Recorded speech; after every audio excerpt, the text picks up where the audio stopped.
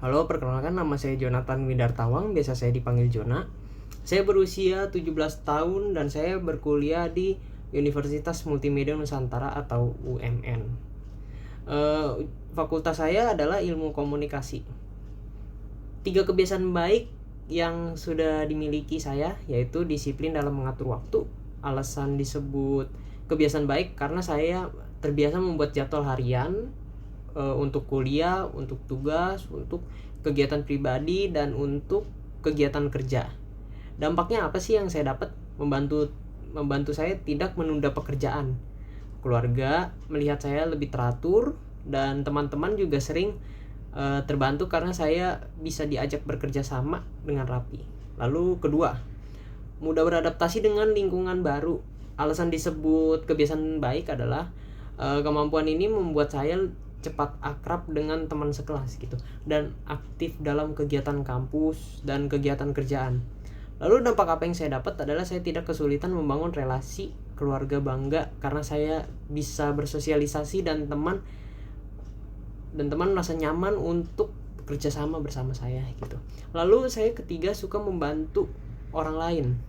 Alasan disebut kebiasaan baik adalah saya tidak segan membantu teman yang kesulitan, baik dari tugas kuliah maupun hal pribadi maupun hal kerjaan juga. Dampak apa yang saya dapat adalah menumbuhkan rasa empati, mempererat hubungan dengan keluarga, serta menjadikan saya teman yang dapat diandalkan. Lalu 3 kebiasaan yang perlu ditingkatkan adalah saya perlu banget meningkatkan konsisten belajar mandiri. Yaitu mengapa perlu ditingkatkan? Kadang saya masih menunggu deadline ya, baru belajar atau baru ngerjain tugas karena ya saya sebenarnya itu yang sangat perlu banget karena biasanya saya juga kerja sama atau kerja kelompok ya. Jadi saya juga harus mengkonsistenkan belajar mandiri. Dampaknya apa untuk kedepannya? Jadi lebih konsisten, pemahaman materi lebih mendalam, prestasi akademik meningkat, dan saya lebih siap menghadapi dunia kerja. Lalu kedua, saya ingin banget mengurangi gadget untuk hal yang kurang produktif gitu loh. Mengapa perlu ditingkatkan? Karena terlalu sering scrolling media sosial, apalagi TikTok itu bisa banget mengurangi fokus, lalu kepala jadi cepat pusing gitu. Saya juga sering selain aktivitas main gadget, saya juga suka baca buku di perpustakaan UMN dan di rumah. Apa sih dampak kedepannya? Kenapa saya harus mengurangi gadget?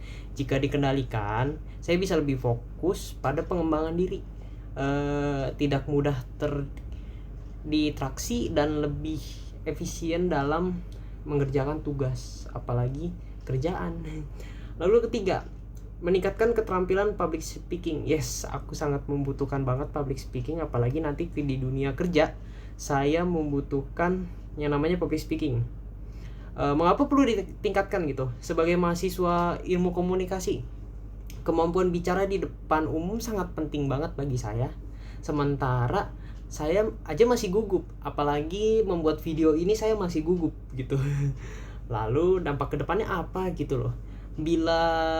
Dampak kedepannya bila dikuasai, saya bisa lebih percaya diri dalam presentasi, mau presentasi soal kerjaan apapun atau presentasi dalam jadi MC gitu. Unggul dalam organisasi juga, lalu dan siap menjadi komunikator yang baik di dunia profesional.